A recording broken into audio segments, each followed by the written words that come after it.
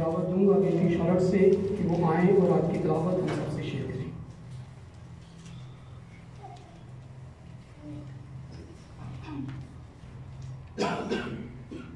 खुदावंद के कलाम में से पढ़ेंगे मिसाल की किताब में से 21 बाब की 10 आयत से लेकर 21 आयत, 31 बाब की 10 आयत से लेकर 21 आयत। नेकोकार बीवी किसको मिलती है, क्योंकि उसकी कदर और जान से भी बहुत ज्यादा है। उसके शौहर के दिल को उस पर एतमाद है और उसे मुनाफा की कमी ना होगी। वो अपनी उम्र के तमाम अयाम में उससे नेकी ही करेगी, बदी ना करेगी।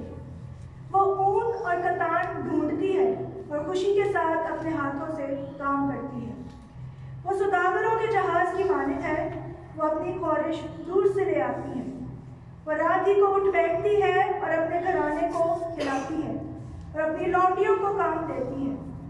वो किसी खेत की बाबत सोचती है और उसे खरीद लेती है और अपने हाथों के नफा से ताकिस्तान लगाती है। वो मजबूती से अपनी कमर बांधती है और अपने बाजुओं को मजबूत करती है। वो अपनी सौदागरी को सूदमंद पाती है।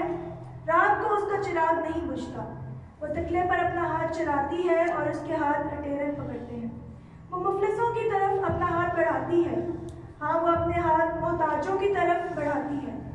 वो अपने घराने के लिए बर्फ से नहीं डरती, क्योंकि उसके खानदान में हर एक सुर्ख पोश है। खुदा उनके कलाम के पढ़े और उसे सुने जाने को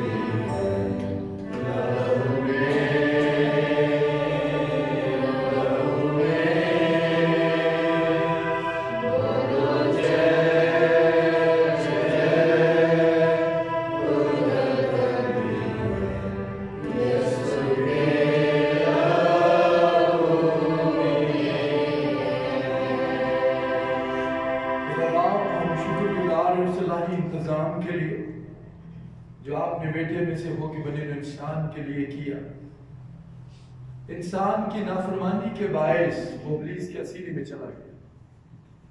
जानवरों के खून शरीर की लानत के नीचे आ गए। तरह तरह की बीमारियों गुनाहों में ना सिर्फ जकड़ा बल्कि इब्लीस की आदतों को उठाया बथेरे गए, ताकि इंसान को उसके गुनाह से ना निकाल सके। सबने गुनाह किया और खुदा के जलाल से जरूरत है कैसे बर्रे की जो बेदाग हो, जिसकी साथ में गुनाह ना हो, वो इंसान के किसी हो सकता। गुलाम यीशु मसीह ने आसमान जब जलाल छोड़ा, उसने इंसानी शक्ल इख्तियार की, हमारी मरियम से पैदा हुआ। उसने बैतूस पलातूस के अहद में दुख उठाया। उसने मौत कब्र शैतान पर फतह पाया और सलीब पर इब्लीस का भरमरा तमाशा बनाया। उसे शिकस्त देकर उससे सारे इख्तियारात को छीन कर अपने लोगों को दी। और उन्हें जीने का हक दिया। खुदाम यीशु आपने कहा, मेहनत उठाने वाले बोझ से दबे लोगों मेरे पास आओ, मैं तुम्हें आराम दूंगा। हम शुक्रगुजार हैं कि जिंदगी का रास्ता सिर्फ और सिर्फ यीशु मसीह है, जो इंसान को मौत से निकाल कर जिंदगी में दाखिल करता है। हम उनको उसके लिए शुक्रगुजार हैं जो हमारी मदद करता है। सो दुआ करता हूं खुदाए कुछ हमारी मदद कर। आयशु हमसे बोल, ये कलाम जो बयान किया जाए सुनने की हद तक ना रहे, अमल करें। सुनने वाले कान और कबूल करने वाला दिल अता करें। मेरे ज़बान होंठ अल्फाजों ख्यालात का जिम्मा है और ध्यानदारी के साथ इस कलाम को बयान करने का फज़ल कीजिए। शरीर से हिफाजत, खुदा यीशु मसीह के नाम से आमीन। हमने पिछले एतवार मूसा पर बात की थी कि किस तरह मूसा ने अपनी सारी आराइश को, जो कि एक नामुमकिन काम था, उसने मुमकिन किया। उसने ईमान का अमली मुजाहरा किया, जिसकी परवरिश शाही तरीके से हुई हो,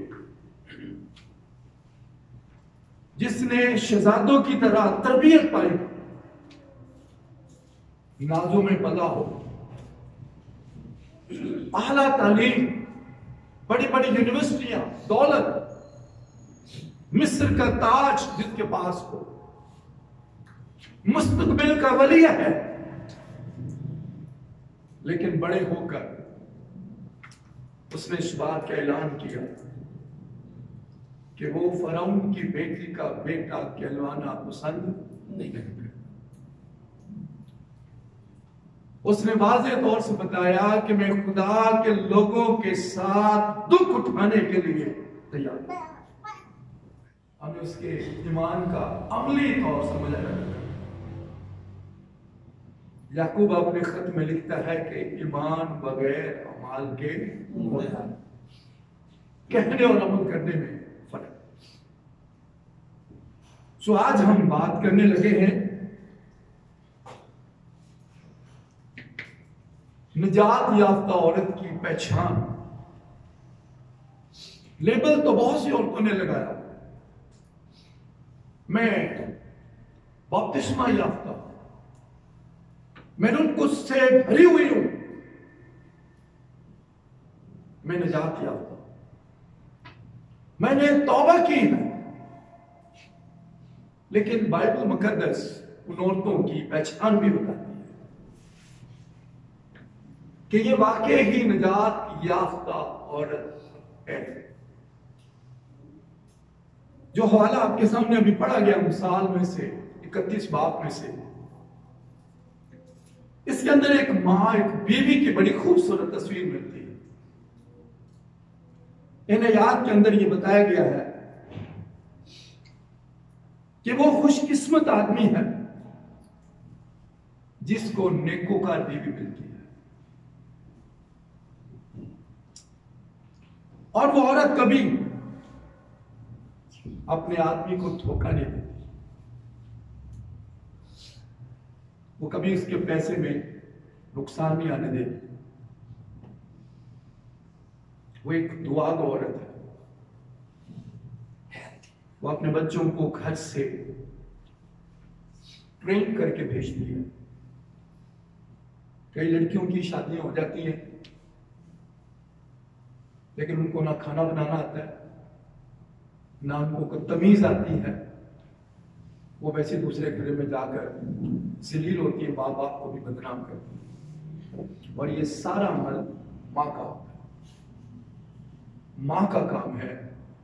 और इसमें ये बात लिखी है कि वो अपनी बेटियों को सिखाती है, रात को उठेगी, दुआ करेगी, उसके घर में हर निजात याफ्ता है। ये इसका खुलासा है। वो अपने एक एक बच्चे के लिए फिक्रमंद है। कि मेरा कोई बच्चा गैर निजात याफ्ता ना हो।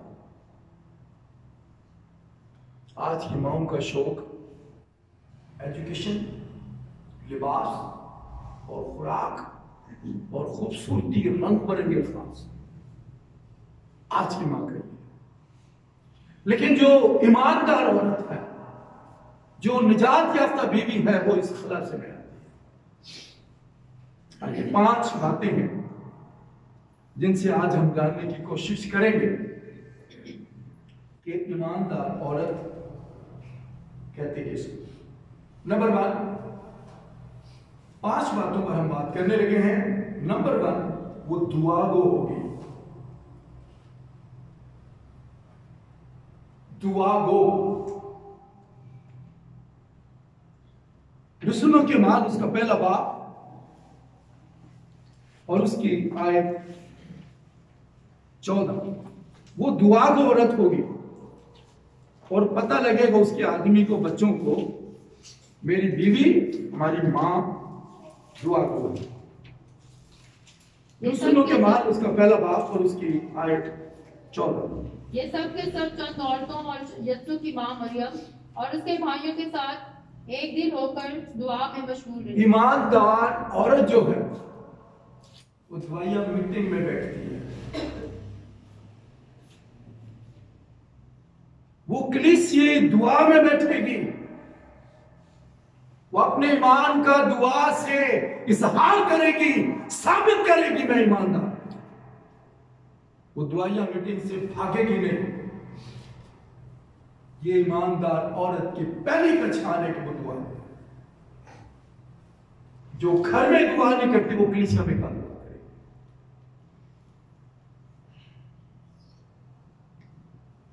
दुआ करने से पता लगता है। अगर आप कलीसिया में दुआ नहीं करती, आप शर्माती हैं, कहीं की न जाती आप। जो मालिकों के मालिक से बात करने से औरत शर्माए, वो कैसे कह सकती मैंने जाती आपका। वो शख्सी तौर से दुआ करेगी, घर में नहीं, अलग में टाइम निकालेगी और वो खुदा के साथ बात करेगी। ये घर के फर्द ही जानते हैं कि हमारी मां, हमारी बीवी दुआगो है या नहीं, शख्सी तौर से। फिर इसकी दूसरी पहचान, वो बच्चों को लेकर सोने से पहले दुआ करेगी। आज हम बच्चों के साथ ड्रामे तो देख सकते हैं, कुरान तो देख सकते हैं, लेकिन शायद बच्चों के साथ मिलकर दुआ नहीं करते। ईमानदार औरत की दुआ की तीसरी पहचान कि वो शौहर के साथ मिलकर दुआ करेगी। जो औरत आदमी के साथ बैठकर दुआ करना पसंद नहीं करती, वो ईमानदार है ही नहीं। जो जीवन का साथी है, जो आपकी रग रग से वाकिफ है, आप उसके साथ हो, बैठना पसंद नहीं करती, आप पहली ईमानदार है। गलत कहती है। जो शौहर के साथ बैठकर दुआ करना पसंद नहीं करती, वो ईमानदार नहीं। शख्सी तौर से दुआ करेगी, सोने से पहले बच्चों को लेकर बैठेगी, शौहर के साथ दुआ में वक्त गुजारेगी और कलीसियाई तौर से दुआया मीटिंगों में शामिल होगी। ये उस औरत की पहली पहचान कि वो दुआ होगी। निजात याफ्ता कहना और साबित करना, ये दोनों फर्क है। दूसरी बात, वो खुदा पर ईमान रखने वाले होगी। खाली ईमान का दावा कर देना या शोर शराबा ये काफी नहीं होता। लफ्ज ईमान का लफ्जी मतलब है अपने आप को खुदा के सुपुर्द करना और उसे भरोसे के लायक जानना कि वो ऐसा कर सकता है। पहली बात हमने निजात याफ्ता बीवी के बारे में देखी कि वो दुआगो है। अगर वो दुआ को नहीं है ना तो वो निजात याफ्ता नहीं। दूसरी बात, वो खुदा पर ईमान रखने वाली हो, खुदा पर ईमान रखने वाली। दूसरा सलातीन उसका 4 बाब और उसकी आयत 30। एक मां को बुढ़ापे में बेटा मिला। अब सोचिए कि एक औरत जिसका शौहर बुढ़ा हो और उसके लड़का पैदा हो और फिर वो मर जाए तो वो क्या करे? एक मां, एक बीवी जिसके बुढ़ापे में बच्चा पैदा हो और वो बच्चा मर जाए तो वो क्या करे? वो औरत पूरा घर सर में उठा लेगी, छाती पीटेगी, बाल नोचेगी, चलाएगी, खुदा के खिलाफ कुफर बकेगी। क्या किया तूने मेरे साथ? ये आम औरत की बात है। वो कहेगी तूने किया क्या मेरे साथ? बच्चा दिया और मार दिया। आज घरों में जरा से बच्चों में प्रॉब्लम खड़ी हो जाए, कयामत बर्पा हो जाती है। भागते हैं, कौन सा अच्छा अस्पताल, कहां जा सकते हैं। ईमानदार औरत ड्रामे नहीं करती है, उसका सबसे पहला टारगेट खुदा, जिंदगी देने वाला खुदा। राह, हक और जिंदगी मैं हूं। यीशु मसीह ने कहा मैं हूं, मुझसे जुदा होकर तुम कुछ नहीं कर सकते। आज घरों में मसले तो हो जाए बच्चों के साथ, औरतें परेशान हो जाती हैं, शौहर को कोसना शुरू कर देंगे, पैसे कोई नहीं तेरे को, राज कहां कर। एजुबल के दूसरा सलातीन 10 बार, उसकी पहली आयत में 70 बेटे थे। एजुबल जो मलका है उसके 70 बेटे हैं। और दूसरा सलातीन 10 बाब उसकी 7 और 9 आयत में, बीवी के गैर निजात याफ्ता होने से क्या नुकसान होता है? जिस घर की मां, जिस घर की बीवी गैर निजात याफ्ता है, वो बच्चों के लिए मौत का समावेश है। इस औरत के 70 के 70 लड़के एक ही दिन में मर गए। मां गैर निजात याफ्ता, बीवी का निजात याफ्ता होना बहुत जरूरी है। इसके 70 के 70 बेटे एक ही दिन में मर गए। क्या कभी हमने गौर किया कि मेरी वजह से मेरे घर में नुकसान तो नहीं हो? कई बीवियां घरों को अपने हाथों से बर्बाद कर देती, बुरे कामों से तौबा नहीं करती, अपने हाथों उजड़ता हुआ सब कुछ देख लेगी, लेकिन राह रास्त पर नहीं आ। अब साल 14 बाप उसकी पहली आयत में क्या लिखा है? बिना औरत अपना घर आगे, मगर बेवकूफ अपने हाथों से उसे बर्बाद करते हैं। अब सोचेंगे कि जो औरत बच्चों को गालियां दे के बुलाए, जो औरत पान खाए, जो औरत फिल्म में ड्रामे देखती रहे, बच्चों के लिए क्या नमूना है? वो क्या तस्वीर पेश कर रही है? कितना जरूरी है कि एक मां की, एक बीवी की जिंदगी में तब्दीली बहुत जरूरी है। अगर ऐसा नहीं है तो वो औरत घर के लिए क्या है? ठोकर का बायस है। दूसरा सलातीन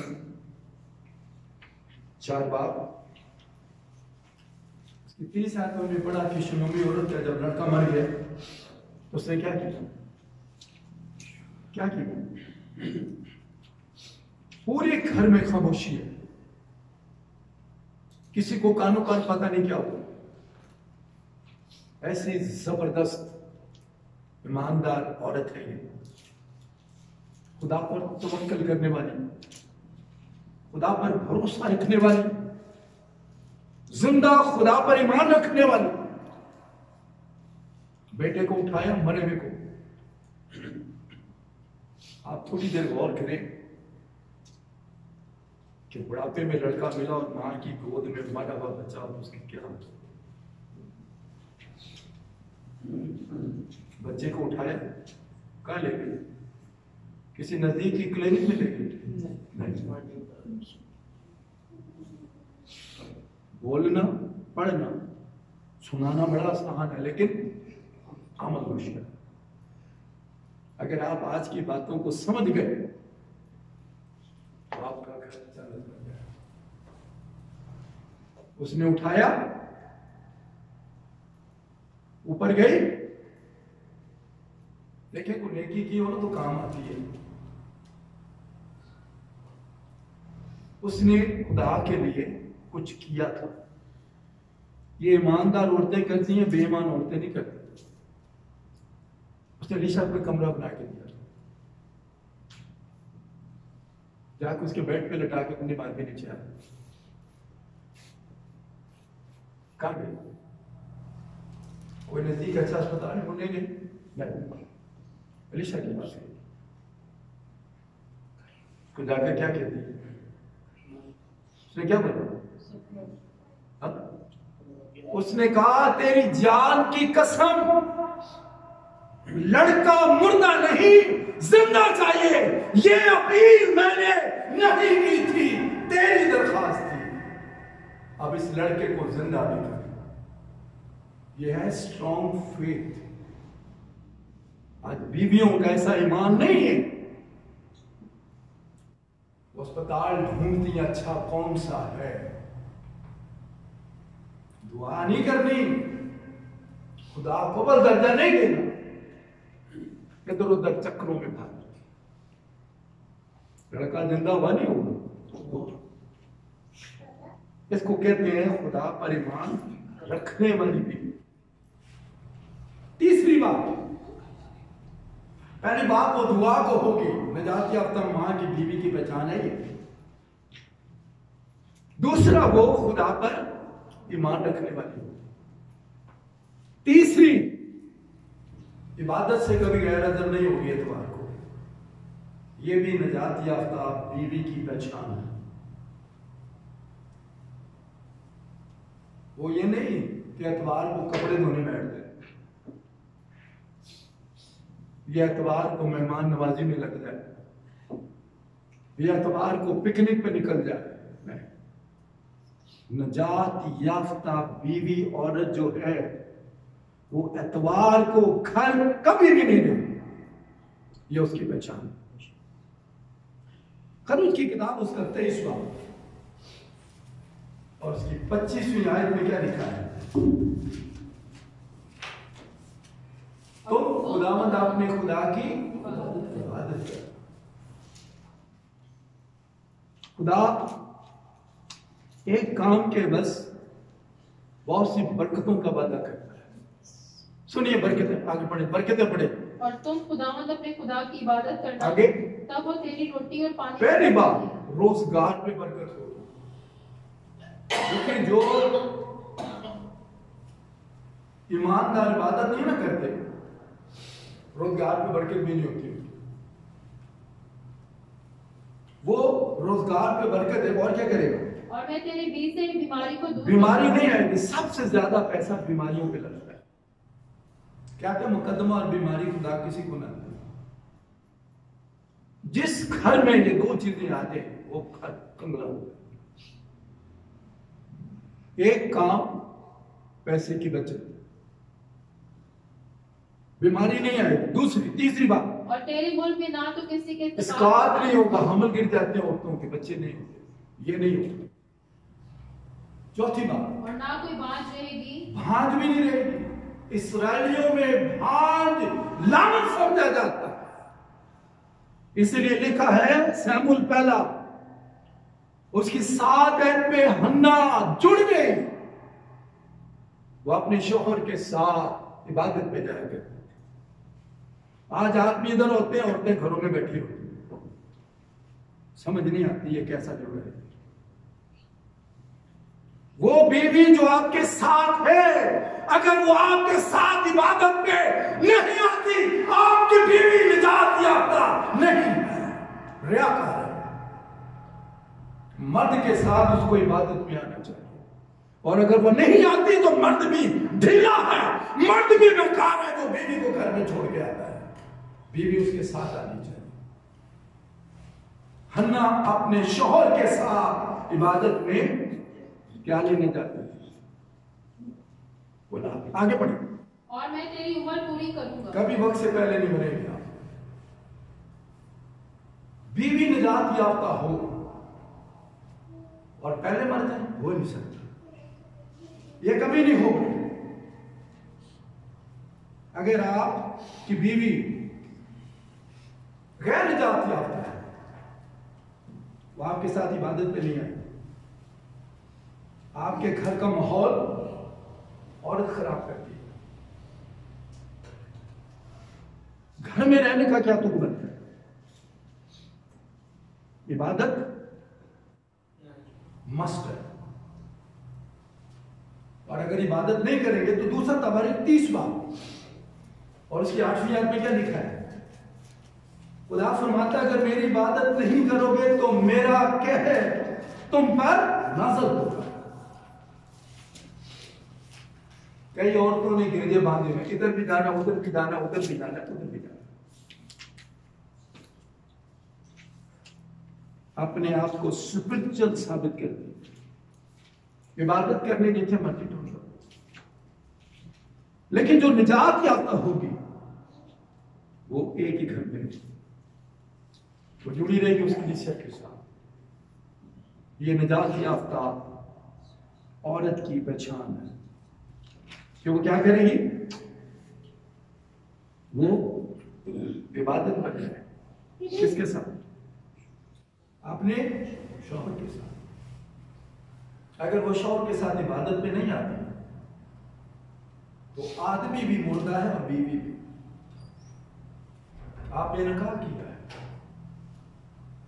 वो आपकी बच्चों की मां है कि क्या जरूरत कि वो घर बैठे, उसको कोई यू शुड कम, मेरे साथ आओ, तुम्हें मेरे पास आना है, मेरे साथ चलो। अगर वो नहीं जाती तो कहेगी बीवी आपकी, उसका मतलब है आप अपनी दुनिया में मगन हैं। फिर इबादत में अक्सर लेट कौन करता है? इबादत में लेट कौन करता है? इबादत में हमेशा औरत से कहानी शुरू होती है। जो औरत सुबह उठेगी वो क्या करेगी? क्या करेगी वो?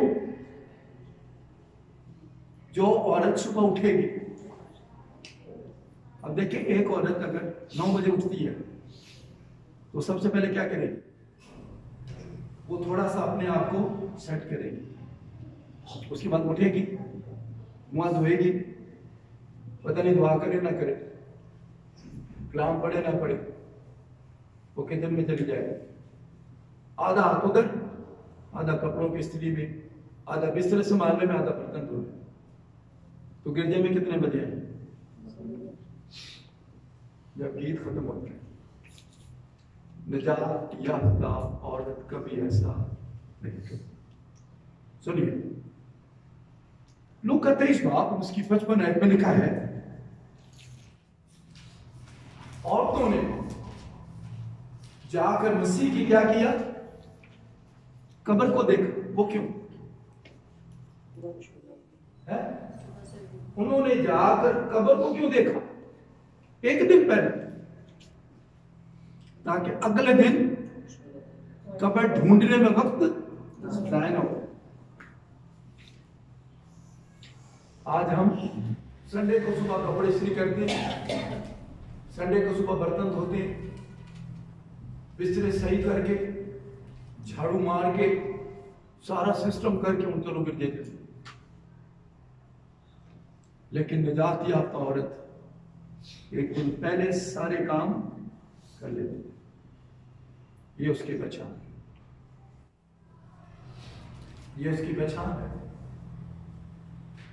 उसकी तरफ से कमी नहीं होनी चाहिए। वो अगर लेट करेगी तो सारा सिस्टम क्या होगा? लेट। कितना जरूरी है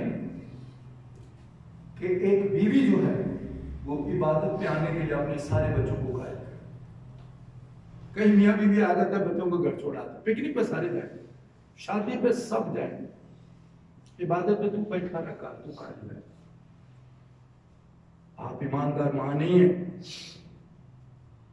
बच्चों की फिक्र करें, उनको खुदा की हजूरी में लाए। अगर आप नहीं लाते तो आप उनके सबसे बड़े दुश्मन।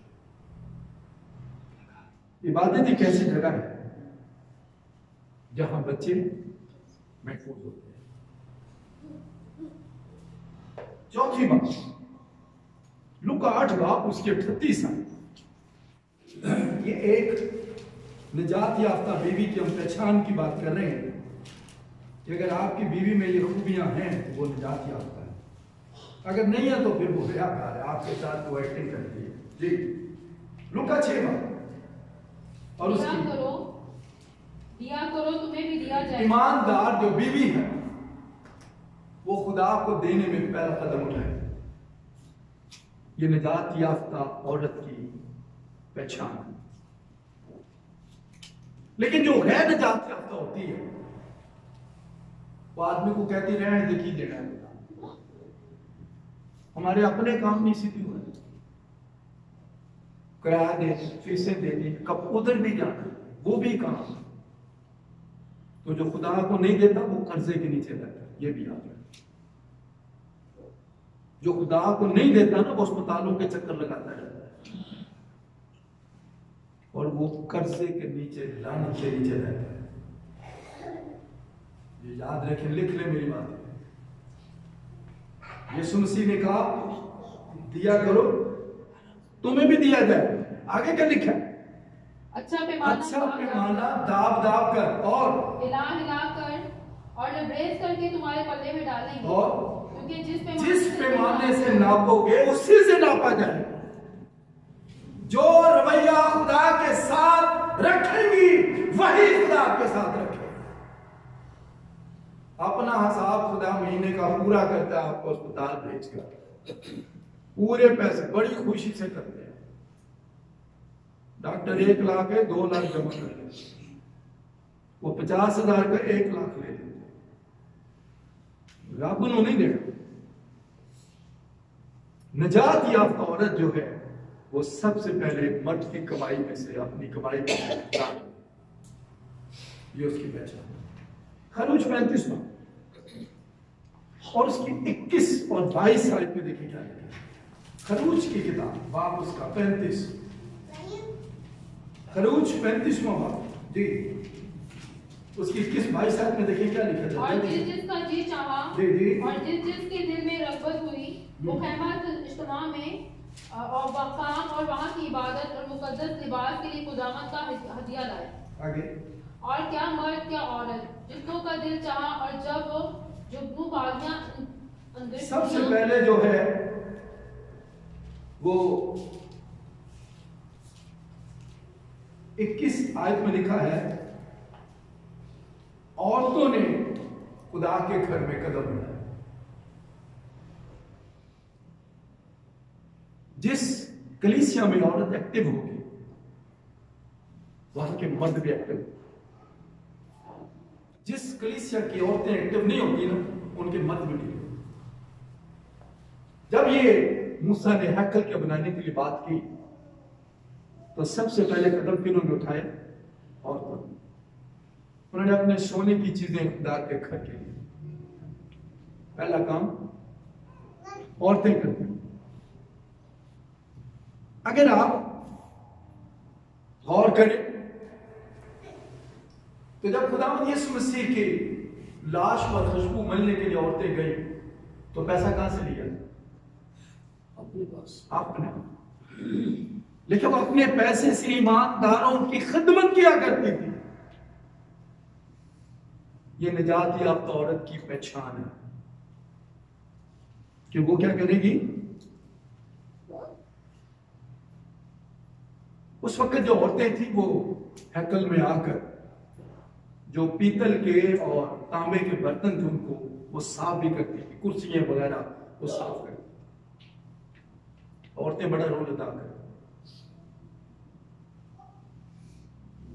हमारे भी जब ये बुनियाद पढ़ रही थी तो औरतों ने सोना दिया था, 3 औरतों ने दिया था। एक डेथ कर गई है, एक मेरी मां ने दिया, एक मेरी बीवी ने दिया था। मेरी मां ने अपने कांटे और मेरी बीवी ने दे दिए कि इसके खुदा के घर दिया था। तुम्हें भी दिया।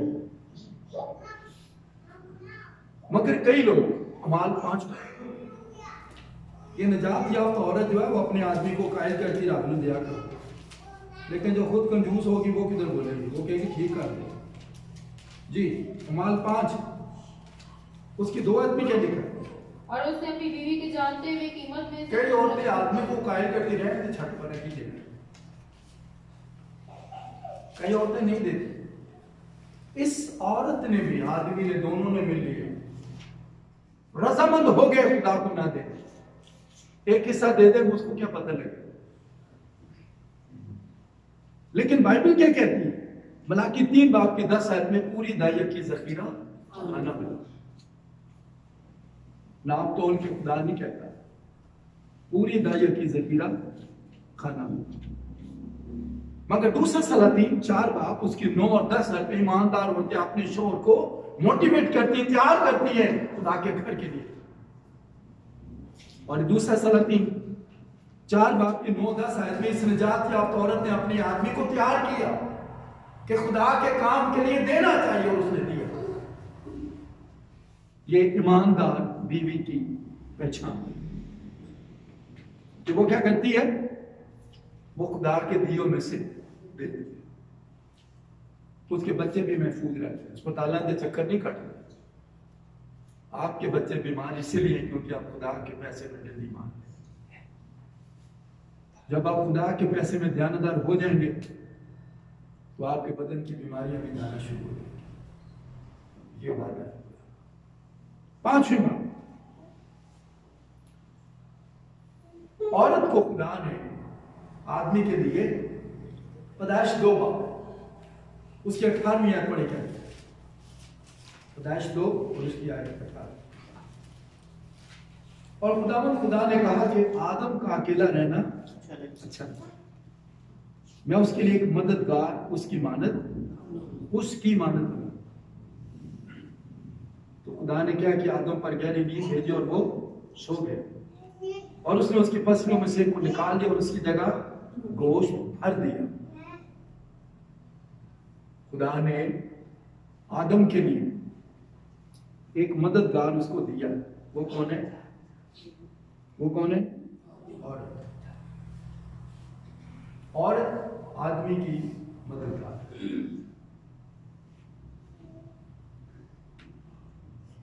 मगर कई आदमी औरतों की शराफत से नाजायज फायदा उठाते। कई औरतें बेचारी वालिदैन के प्यार मोहब्बत में इज्जत की खातिर मर्द के दुख सह जाती। कलाम क्या कहता है? मलाकी 2 बाब और उसकी 16 पढ़े क्या लिखा? मलाकी 2 उसकी 16 में पढ़ी क्या लिखा? कई बेचारियां अपने माँ बाप की इज्जत की खातिर क्योंकि खुदावंद इस्राएल का खुदा फरमाता है, मैं तलाक से बेजार हूँ। मैं तलाक से बेजार हूँ। नंबर 1। और उससे भी जो अपनी बीवी पर जुल्म करता है। कई आदमी अपनी बीवियों पर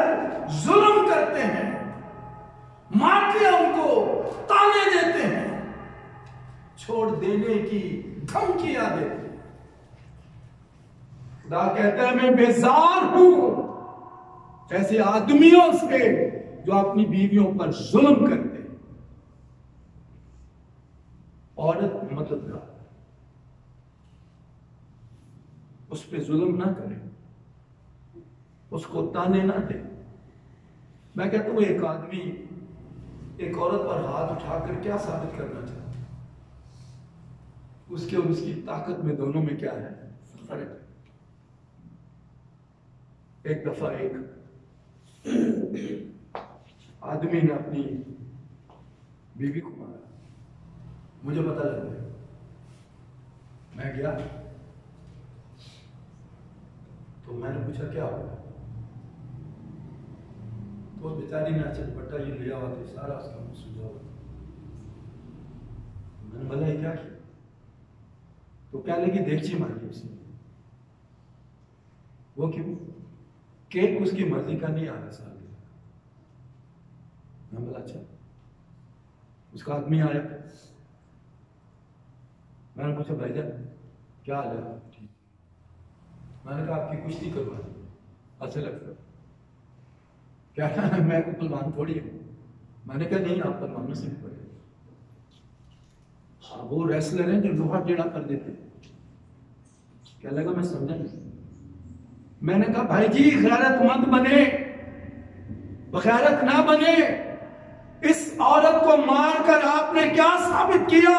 भाई को बुलाओ उसके, उससे लड़े, दो वो मारेगा दो आप मारेंगे, फिर पता लगेगा ताकत किसमें। इसको मार के क्या साबित करना चाहते हैं? कई जालिम आदमी जुल्म करते हो, तलाक की धमकी देते हैं, कई बातों से मार देते। याद रखें एक मुंह से निकला हुआ लफ्ज आपको वक्त से पहले भी मार सकता है। ताना देना, किसी को ताना देना, शक्ल में किया लाके किया ऐसा करो, मेरे ते तेरे च आसमान जमीन का फर्क। बेशक अपने मुंह पे 12 बजे, जब रिश्ते नहीं मिलते उस वक्त कुछ और, जब मिल जाए तो फिर कहते तू कितों आ गई है मेरी किस्मत। तो पहले क्यों नहीं ढूंढी आपने? भाई लगे भी कहते हैं औरत आदमी की क्या है? अब एक औरत काम करती है, ठीक है? देखिए जो औरत जॉब पे जाएगी, जाहिर है जब एक औरत काम करेगी उसको फोन भी आ सकते हैं आ सकता, वो किसी वक्त भी फोन आ सकता है, वो ड्यूटी से लेट भी आ सकती है। आदमी क्या कहता है? क्या मसला है? बड़ी हंस के गला कर डेली खाओ, हर वेले फोन ही लगी रहेंगी, आज लेट क्यों आई? अगर आप इतने गैरतमंद हैं, बिठाए उसको घर में, मत भेजे काम के लिए, शक कर ले या नौकरी करवा ले। कई इस किस्म के आदमी हैं, वो मददगार है आपकी, सपोर्ट कर रही है आपको, आप शक करते हैं उस पर।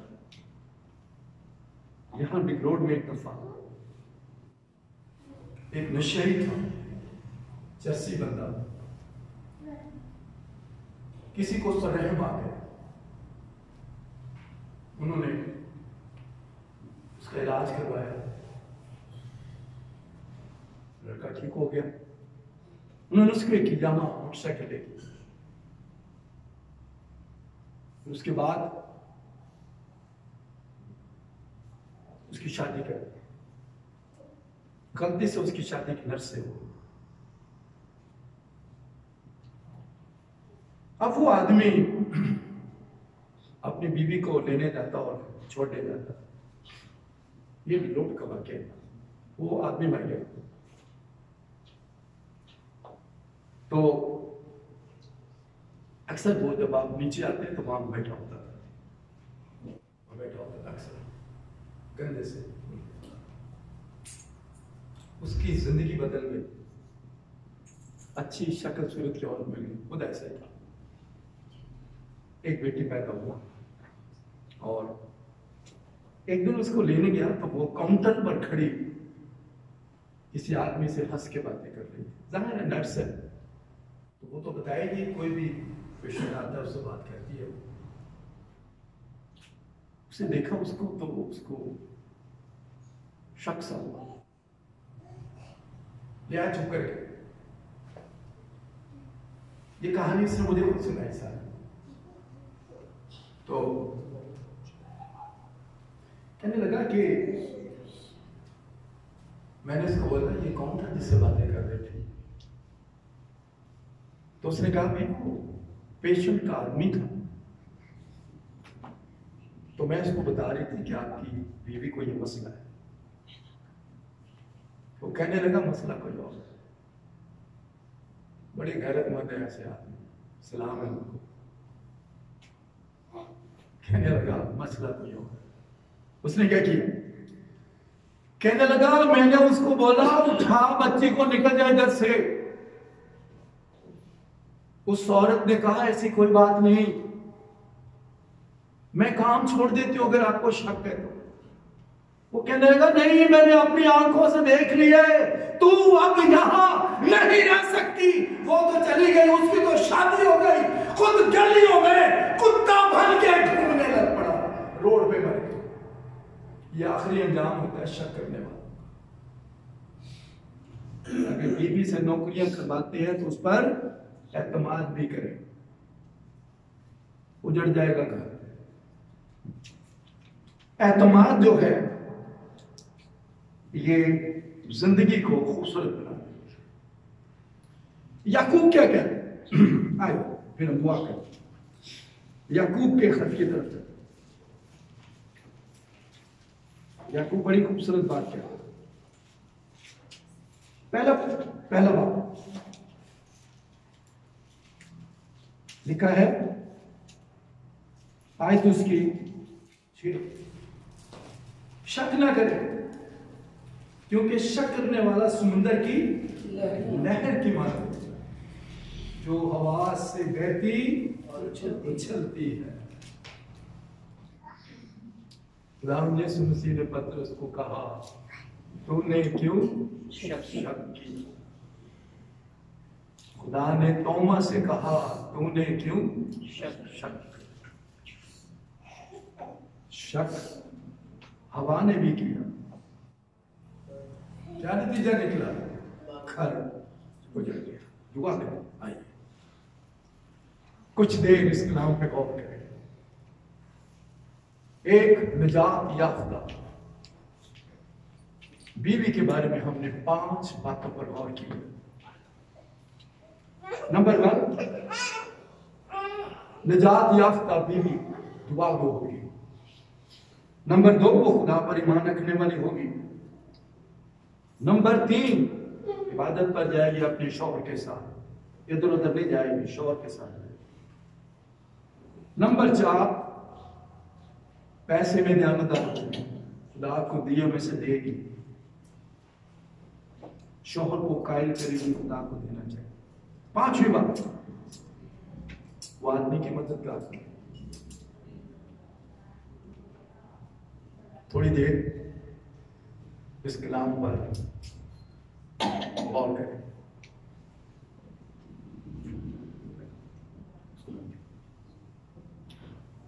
थोड़ी देर इस कलाम पर गौर करें। अपने हाथों से अपने घरों को मत उजाड़ें।